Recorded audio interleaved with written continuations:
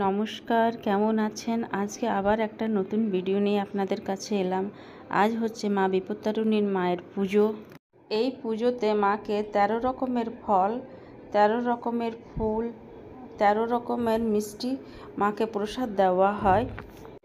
ফলগুলো তো আমি সব সাজিয়ে নিয়েছি। এবারে আমি একটা পাকা কাঁঠাল দেব। এই কাঁঠালটা আমার কাজের মাসি এনে দিয়েছে পুজোর জন্যে, কিন্তু কাঁঠালটা মনে হচ্ছে না আমি কাটতে পারবো। দেখি কতটা কাটতে পারি। আপনারা কে কে করেন এই পুজোটা আমায় কমেন্ট বক্সে জানাবেন। আমাকে অনেকে বন্ধুরা বলেছেন যে তুমি ব্লগ বানাও, কিন্তু ডেলি ব্লগ বানা আমার জন্য সম্ভব নেই। চলুন এই মিষ্টিটা এবারে থালার মধ্যে আমি দিয়ে দেব, কিন্তু একবার চেক করে নিই মিষ্টিটা আমার 13 রকমের আছে কি না। বরকে তো বলেছিলাম 13 রকমের মিষ্টি আনতে, এই যে গুনি কটা আছে।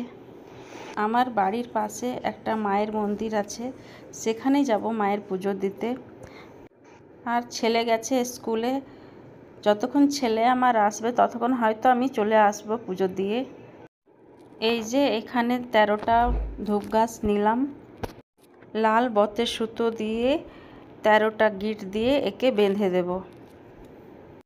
আর এই সুতোটাই যখন পুজো হয়ে যাবে তখন ঠাকুরমশাই আমাদের হাতে বেঁধে দেবে। এই পুজোটা করলে বলে যে যতই বাধা বিঘ্ন থাকে সব দূর হয়ে যায়। আমি তো এগুলো খুব মানি। আমি তো খুব একটা পুজো পাঠ করতে পারি না, কিন্তু যতটা করি মন থেকে করি, শ্রদ্ধাভাবে করি। চলো, আপনাদের সঙ্গে কথা বলতে বলতে আমার পুজোর সাজও হয়ে গেল, আর আমিও এখানে রেডি হয়ে গেলাম। এই দেখুন কেমন লাগছে আমাকে। এবারে বেরিয়ে পড়লাম পুজো দিতে।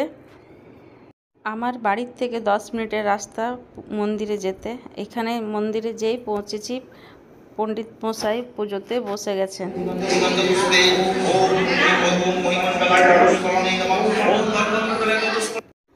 যতক্ষণ পুজো হচ্ছিল ওর মধ্যে একটা সেলফি নিয়ে নিলাম।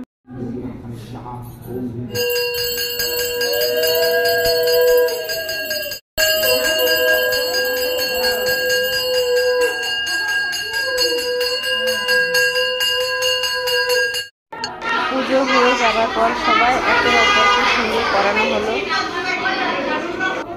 পুজো হয়ে যাবার পর আমি বাড়ি ফিরে এলাম, দিয়ে মেয়েকে মায়ের ফুল কপালে দিলাম।